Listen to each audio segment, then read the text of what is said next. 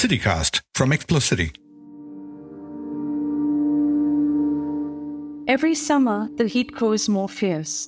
The dark trees in the forests that the villagers have protected and held secret for centuries shrivel in this furnace.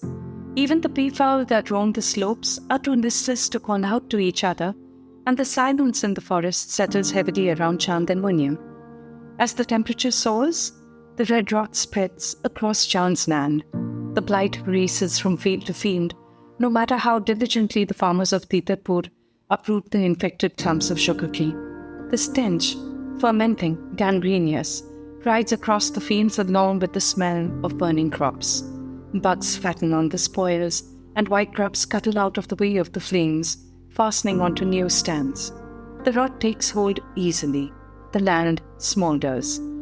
Smoke from the cane fires hangs thick and acrid over the village. Chand has to leave Munya behind when he sets out to tend his sugarcane fields.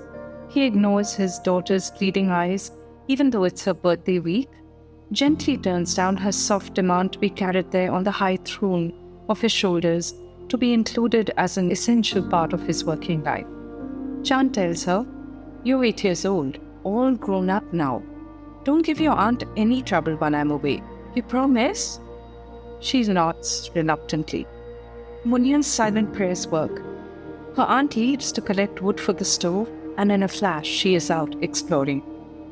The sun leaves thorny prickles on her skinny bare legs as she steps into the cool grey mud where her father had watered the plants that morning. She likes the way it squishes up between her toes, a friendly massage from the earth. A strip of sun-baked earth, powdery and ferociously hot beneath the soles of her feet, spans the gap between the bund and the neem and jamun trees. The thin silver chains of her anklets set off a faint carignan as she fits one foot and then the next into the white cracks in the scorching earth. She shudders at the delicious change in temperature, the coolness secreted away deep inside the furrowed land. Placing her cheek against the bark of the trees, she feels the difference between smooth bark and scaly bark. The texture of each tree is singular and well known to her as her own family's faces. Her uncle's rich dark skin, her aunt's papery delicate skin, comforting touch of her father's rough-skinned, gentle fingers. She walks warily over the fallen limb bodies, careful not to tread on the green berries as hard as stones. It is quiet here, with no spring breeze to cool the air, only the first heavy stirrings of the summer heat rising up from the dust. A worker's scaffold, the shape of a swing, lies at the foot of the tree, anointed by a thick coil of rope, a leftover from the construction on the lovely pure-veg Bhojanalaya. She has seen her father use it to repair the roof thatch. She ducks beneath the jamuns. Their slender, long-fingered branches reach out and brush her tangled, sun-browned hair. Munya has plucked a skirtful of berries when she sees the man. He is in the nearby plot, leaning back against the makeshift planks of cartwood that wrestle the thorny brushes into a low fence. Strangers rarely come through these paths. There's nothing to tempt them in this untended plot of common land that separates the fields from the forest soaring above. But this man is no stranger. Nilanjana Roy is the girl who ate books. In fact, she was known to have devoured them whole. This is obviously a reference to her book, The Girl Who Ate Books, which is a paean to writing writers and such other pursuit. Nilanjana is most recently author of the novel Black River, and today she is my guest on the Literary City. We will talk about her fascinating career, how her early love of reading and writing led to her becoming a respected voice in the literary world. Among her novels, one of Nilanjana's better-known works is The Wildings, a novel that tells the story of a community of cats who must band together to protect their home from a menacing force. But for me, it's The Girl Who Ate Books. It's a memoir in which she reflects on her lifelong relationship with literature and evidently the impact that it has had on her life. In addition to being a novelist, Nilanjana has been a journalist, and something that all journalists agree on is that it provides a certain respect for fact and a discipline of prose. And Nilanjana's writing reflects this in spades. She is also a columnist for reputable publications, and consequent to her being a literary commentator, she has views on the evolution of literature in India. The Girl Who Ate Books showcases that side of her very well. I enjoyed reading Black River for its lyrical quality and a journalist's eye for detail and masterful storytelling, all of which led to a murder mystery that is also at once social commentary. So much to talk about. So here she is, joining me from her home in New Delhi. Nilanjana Roy, welcome to the Literary City. It's fantastic to be here. I'm a fan of the show, Ramji. Thank you. I've listened to some of my favorite authors and also some authors I don't know that well. I'm flattered to hear you say that. Let's start with The Girl Who Ate Books. Now, does defining the reader in you automatically define the writer in you?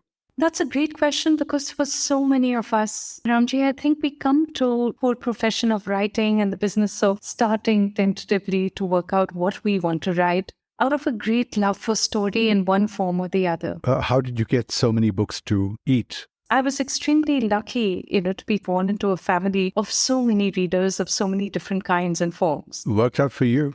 Yeah. Part of the family was Bengali and part, my father came from Orissa, from Cuttack. And he collected books, just grabbed whatever he could find from the local libraries. And maybe that love is generational, it's passed down. Mm-hmm. But it's when you've spent a large part of your childhood immersed in books, and you're just fascinated by the fact that people can make something so real. Right. And some of the love for that, some of the belief, even at this age, you still believe that somewhere what's happening is sorcery. It's really magic. What moved the needle for you first? Wow. I'm looking back and I'm thinking of poetry. Which? The Garden of Verses. Stevenson. And this was old school and really old-fashioned. And I think we laugh at a lot of those poems now.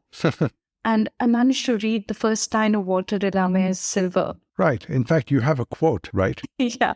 And I was so thrilled by that I triumphantly broke off a piece of the page and ate it. But I also remember reading a little bit in Bangla. Aha. And that was Abu Dabul, this collection of nonsense verse. Yes, of course. And it's just so pleasing to the child's ear, the idea that story is there to entertain you. Right. To keep you company. Right. There's a kind of friendship that grows up between you and a book. Totally, yes. So in terms of more grown-up literature, at some point in time, you pick a certain genre that you like or a certain author that you like, or something speaks to you at some point. I get the feeling that for you, it wasn't the ruck of supermarket paperbacks. So what was it then? I think I'm as comfortable with lowbrow as I am with highbrow. I hate it when, as writers, we often read so eclectically across the course of lifetime. I hear you. And you move from one thing to another that you love. Right. But one of my first loves was Gabriel Garcia Marquez, Salman Rushdie, and Toni Morrison. And I read them as an impressionable teenager. I was just about 12 or 13. And those books came to me like thunderclaps. Before Midnight's Children, I read Shame. And I think, I didn't know how famous 100 Years of Solitude or Garcia Marquez was. I was just picking up what seemed, interesting. And Toni Morrison, I read Beloved.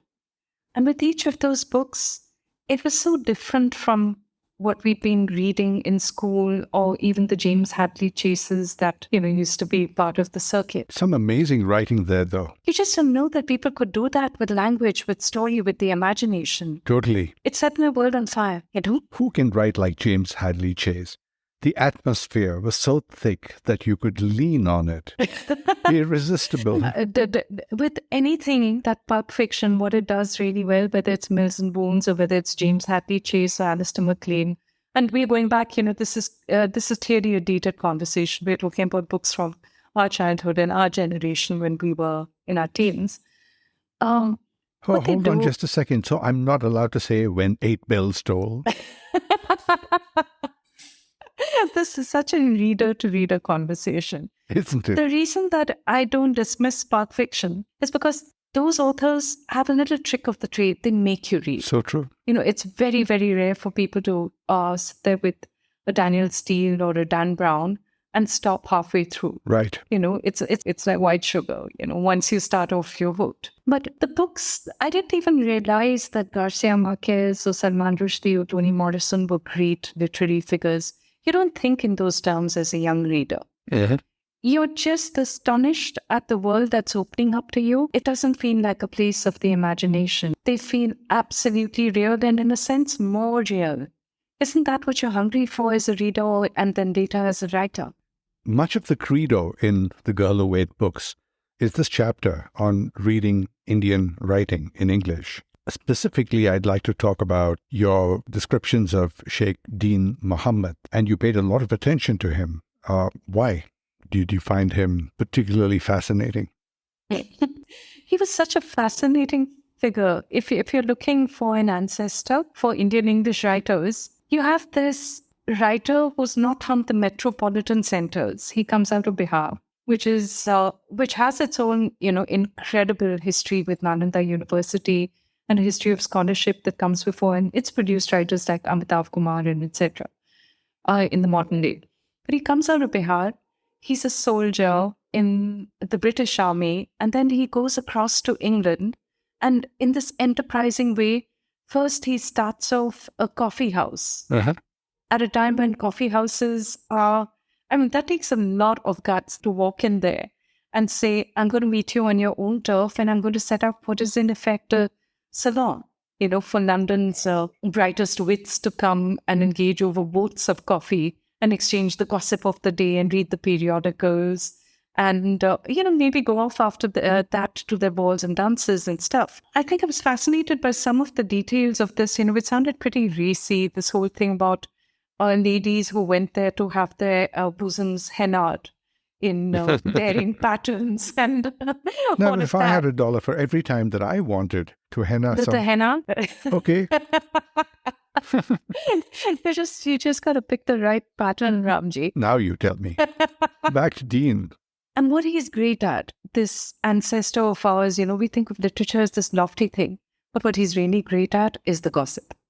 And that's, one strand of our tremendous ancestry. This guy who just loves gossip and he loves giving you the news and the dope and the inside. And I'm extrapolating wildly out here, but I think a little bit of that curiosity, that appetite for mischief, that enterprise, as much as a lot of writing is private, and very internal and slightly dreamy, your own business, in another word. But this is the other side of it. When you read Deen Muhammad, it's very clear that his writing was meant to entertain. I know he's almost like his entire persona was that of an impresario, wasn't it? And I found this line in your book quite interesting. It says, he was probably the first Indian writer to act unself-consciously as a travel guide. That's because we have such an anxiety about, are we writing for the West? And I spent a lot of time dutifully answering that question in one, with either the indignant, how dare you, sir? I would never do that. To the more mendacious, everybody writes for all kinds of audiences. And then it struck me, it's so weird that we never get asked, are you writing for the East, the rest of Asia? We just don't see ourselves as Asians. And there he was completely candid and unashamed about the fact that he was writing not just to entertain, but to pick up an audience that he was smart enough to know was elsewhere in that, over there that we talk about. And he was confident about it. The other side of it, Ramji, if you're not writing to entertain, then you're left with the dismal thought that you're writing to educate. See what you mean? And it's so worthy that it just sends me into depression. Sorry. I don't ever want to write to edify people, please. Maybe not in a pedagogic way, but much of our edification is from critiques of writers by other writers, like the passage that you quote of Mulkraj Anand's criticism of early Rushdie. And I quote, Rushdie is a clever young man, perhaps too clever by half, as the English say. He writes very eloquently in the English language, but in Midnight's Children he is aping the recent Americans by disemboweling his mother. And you write that he goes on to say, India appears to be a spittoon to Salman Rushdie. What say we dredge that up in the present context? I think Mulk was off target. This is part of that old debate of who has the right to write about the country, who knows it well, and respect. The moment that you write in a way that is familiar, but where your gaze is perhaps piercing and where you're disrupting old traditions, you're not being properly respectful, that's when the guard comes down. But what about criticism itself? Some say that it's a lost art, don't they? About Rushdie per se, or about the discourse? Discourse, the whole thing. I think it depends on where you're looking. In every age we turn around and we say, oh, no, criticism is dead. And I was suddenly thinking of one of my obsessions, which is the journals of the 1930s, 1940s, pre-independent India.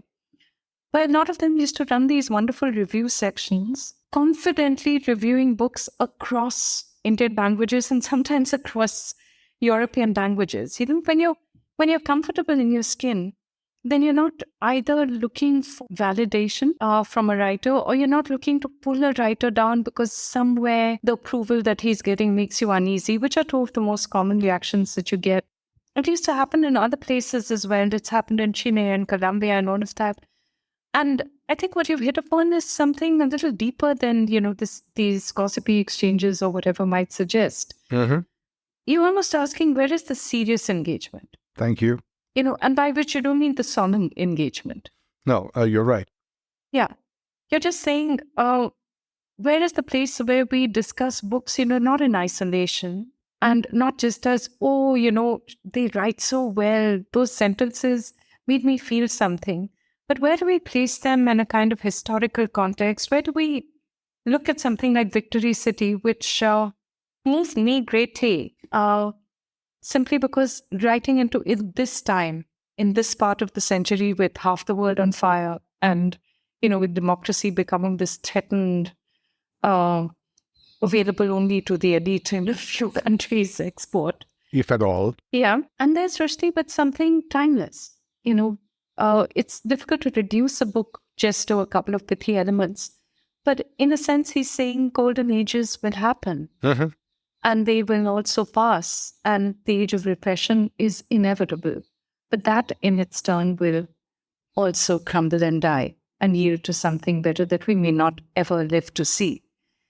But it's there. Clearly, you are less cynical than I am. You only have this one lifetime. I'm not a great believer in reincarnation. Look at what comes back. And it's one way in which you can live at least a dozen, if you're lucky, maybe 100, maybe 1,000 lives in one human lifetime. That's why I love it. That, in fact, is a comforting worldview. And now to segue to your book, Black River, let's start with the title. The way I received it, Black River has less to do with the River Yamuna than it has to do with a certain space that you created in your narrative. You're right about that. It's technically about the Yamuna, and you could see into that, the pollution of the river or the murkiness of that swirls around this story of not a murder mystery, but what happens after a particularly heart-wrenching murder. It was a difficult murder to write. I discovered long after the book came out that there seems to be a Black River in almost every part of the world. It's funny how, that particular term runs through our consciousness. Interesting. Another person saw in it a reference to the rivers of migrants who come to cities like Delhi, like cloud cities. Cool. That's insightful. Yeah, somebody saw the depths of the human heart, but not necessarily just the capacity for evil. So the title is allegorical. It is. Now the narrative, the way you build up the characters and the story and the way the story ends, how much of all of this was intentional? None of it. I was writing on instinct and I was getting to know these characters. Chand is a farmer. He lives on the edge of Delhi in this place, fictional place called Titarpur near the Aravani Hills. Right. And he has an argument with his father when he's young and hot-headed, and he runs away intending to see the world. But he arrives at Delhi, and for some reason or the other, this is one place where it didn't get autobiographical, but part of the experience of so many of us in this city. You know, we came here, we curse it out every day, but we stayed for 20 years, 27 years, not understanding quite what it was that held us here. But another side of it was I stepped out a little bit. The South Delhi world is fascinating and, you know, very cushy and very luxurious. And there's this world, as we were discussing earlier, of power politics and gossip. It's very lively. True. But it can also be a little bit stifling. I know. I was extremely lucky to make friends or make good acquaintanceships as I wandered around the city. And people have a kindness, you know, an openness that cuts across class barriers. Once they realize that you're open enough, you know, then conversations do start to happen. And I had a moment where I realized that all of our cities are built by people like them, if you know what I mean. I do. Their interior lives are as rich as ours. Absolutely. Richer in many ways, you know. I do, and it also answers the question, what led you to the story? Yeah. See. And here's the other thing about Black River. There is a plot, but there isn't a plot. Now, in a hunt for labels, Black River is not exactly a whodunit, is it? I think a lot of people feel cheated because they expect that. They expect a police procedural or a murder mystery or a whodunit. So it's not a whodunit, then what done it? No, I have to stick a label on it. Yes? You know, honestly. Okay. Okay. So what it is really is, I'm going to be grandiose out here, but every character in the book, you know, whether it's the policeman or whether it's the few people out there who do really terrible things, and there's more of them than you would expect. There aren't just two, there's about 5 or 6 at least. Okay? Mm-hmm. Everyone out there is presented with the choice. And what I was really interested in was not the whole question of who's the killer. And that's hinted at pretty early on. If you're smart, you'll figure out it can be only one of 2 or 3 people. Right? Right. And then the second question, the area that the tension comes from is, will you catch up with this person? Mm-hmm. You know? Yeah. Where there's so much power swirling around and so much inequality, it's just as even possible. And that, I think, you're left guessing to the end if you want tension per se. But what I was really interested in is everyone out there has a choice. Khalid, Rabia, and Badshah Mia face the same choice. The country is changing. Your place of safety is turning into a place of knives. And it's surprising. They all surprised me by choosing very, very different responses to the same situation. Goodness is a tricky subject. I don't really believe in it. I'm with my friend, the policeman whom we out there. You know, justice is a good thing, but he doesn't really see much of it in action per se. Yes, I sort of like that. And yet, at some point, you know, there's a moral responsibility. Mm-hmm. And you can walk away from it or not. You know, I'm always looking for gems of prose. And in your book, I found some. These phrases on page 30, as if a lizard has pissed in it. And on page 59, you introduce the rural conversations as salt and chili's cadence of their talk. That's lovely. And I also liked how you handle the pace differently at different times. For example, there's a part where the 3 friends are walking somewhere and jolly fires in the air. And you keep the narrative at an even pace. The uneventful is not different from someone firing shots in the air. Now, I know that takes a lot of doing. As a wise man once ought to have said, it takes a lot of effort to sound spontaneous. I don't know what to say, Ramji. I'm just very touched at the kind of attention and care that you brought to this book. But everything was there for a reason. I honestly don't think I'm much of a writer. I'm not an instinctive, naturally fluent writer, you know. And I struggled a little bit, but I'm a very imaginative writer. I'm a very visual writer. I see everything very, very clearly, and I know my characters and their world really well, you know. And some of what you were describing out there, the salt and chili's cadence, I was just trying to not explain really. I was trying to convey that most of this book is not happening in English. Right. You see, most of it, most of the characters don't think or live in English, except maybe, you know, in passing in a little glancing kind of way. Uh-huh. And you don't want to caricature people by doing that awkward sing-song English translation. It's good you Yeah. didn't. So then you have to translate what's behind that. And the rest of it just came from having a lot of fun and just thinking wherever, one's getting too ponderous or too pained, cut it out. And if there's a sentence that's particularly beautiful and it's gleaming like a silver ribbon on the page. Ribbon on the page there. You're doing it again. Yeah, because you're going to be embarrassed by it later. That's the one where when you're reading it back, you're going to be like, oh, was I that precious? That's funny. And a lot of it, the pace came from the characters, right? Right. I think this was uncomfortable for me, but many of my characters made choices that were disruptive or difficult for me to understand. Not understand, but they made me uncomfortable. What didn't make you uncomfortable was that fight scene towards the end of the book that you choreographed to perfection. These scenes are important because you don't want the reader to disengage. You have to feel the bloodiness of it. You have to feel the life and deathness of it. That didn't answer my question. You know more about fight scenes than you're letting on. But I'll let that one go. I have a question before we go, and it's this. Does reading interfere with your writing? All the time. Reading is the best way to procrastinate. Because it's everyone else's fault. They insist on writing great books. And there's an appetite there, Ramji, Mm-hmm. I read a lot for the Financial Times. There, what we're looking at is some of the best and most interesting of fiction coming out from all across the world. It's not the UK, US market alone, it's much broader. Okay. I don't want to lose touch with my own languages. Uh-huh. I like reading in Bangla a lot, and I don't want to lose touch with what's coming out in English here, and that there's reading from the past.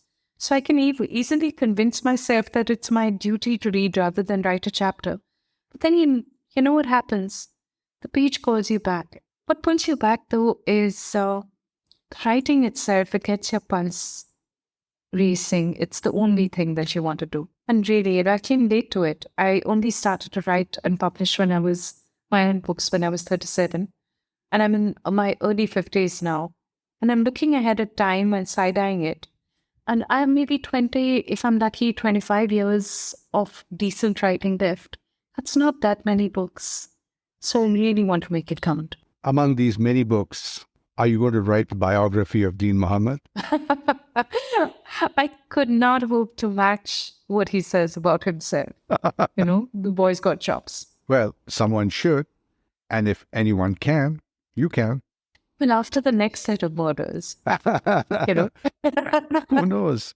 And as someone said, and I think that someone was you, this chapter has no closing sentence. What a lovely way to close this conversation. And on that positive note, Nilanjana Roy, thank you so much for being my guest on The Literary City. I had a great time. And thank you. It's been such a pleasure talking about books and, rousing publishing issues and just the love of reading with you. And that was the wonderful Nilanjana Roy. There's a link in the podcast description to where you can buy a copy of Black River. And I'll be back with What's That Word? That fun segment where we look at words and phrases that we use all the time but never stop to consider from where they came. That after this. And I'm back with What's That Word? And with my co-host. Hello. My name is Praniti, but you can call me P. That's P with an A, not another E. And hello, P with an A. Deftly distancing yourself from the scatological implications of your nickname, are you? Hey, wait, before you start to ruin my good name again, I wanted to say, what a lovely interview with Nilanjana Roy. It really seemed like you liked her book. I dig her writing, yeah. Yeah, and I got myself a copy of The Girl Who Ate Books, and I'm going to follow your lead and start with that one. That's a good model for all work. I do walk into these things, don't I? Or pretend to, very well, I might add. Busted. All right, P with an A. What's that word? Let's jump to it. At the start of this segment, you referred to P as a nickname. Yes, I did. And let's do that. Define nickname. Cool. Let's do nickname today. All right. First, you do know what a nickname is, don't you? Yes, of course. We also know it as pet name or moniker, right? Like a familiar informal name you call a person by. Right, as a substitute for their real name. And often to poke fun of their physical characteristics or personality quirks. Correct, absolutely right. Now, for example of what you just said, I have a close friend who is clinically thin. He's cadaverous to a fault, and we call him Fatty. We also call him Plompe. Plompe? Plompe? Yeah. Like the Roman emperor? Yes. I think I know who this is. This would be rude, wouldn't it? Don't you dare. Don't you dare. No revealing. All right. But let me say this. His wife, she only likes large guys. Hey, this is getting out of hand. And that's what she said. Good one. Okay, back to the etymology of nickname. Who's Nick, and why is his name used to describe this mockery? There was no Nick ever. The root of nickname is from the word eke. Ah, you mean like eke out a living? That's correct. And you're right. And how did it find its way to nickname? This has got to be interesting. Reasonably. Okay, cool. So, etymology, please. All right, let's work backwards in time.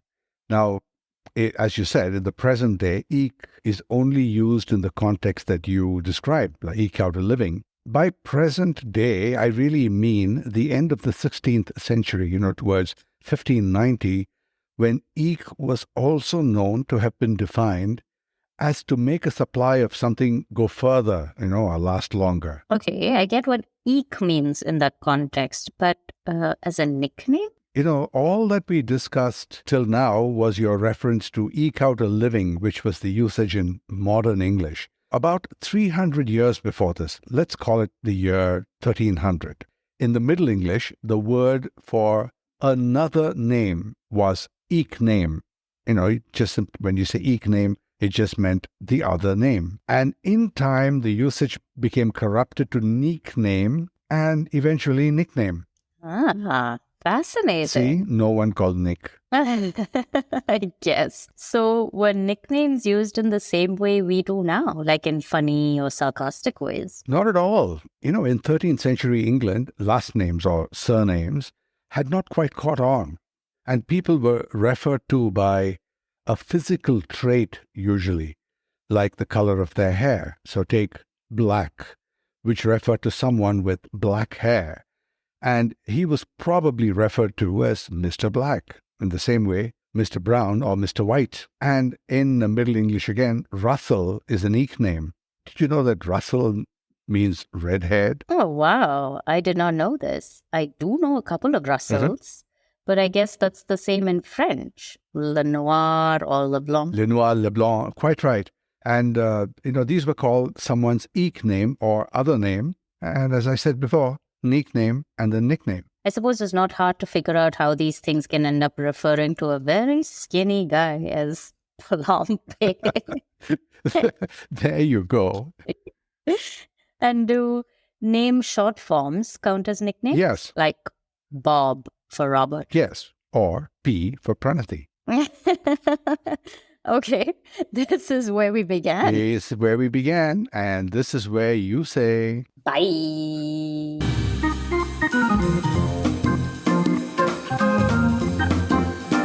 And that is our show.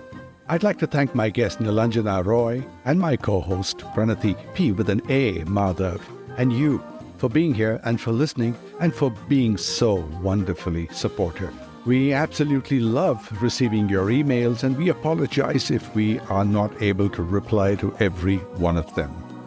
Now before you go, hit that subscribe button if you haven't already. And always be alerted when a new episode of The Literary City is on the air. Have fun. See you again very soon.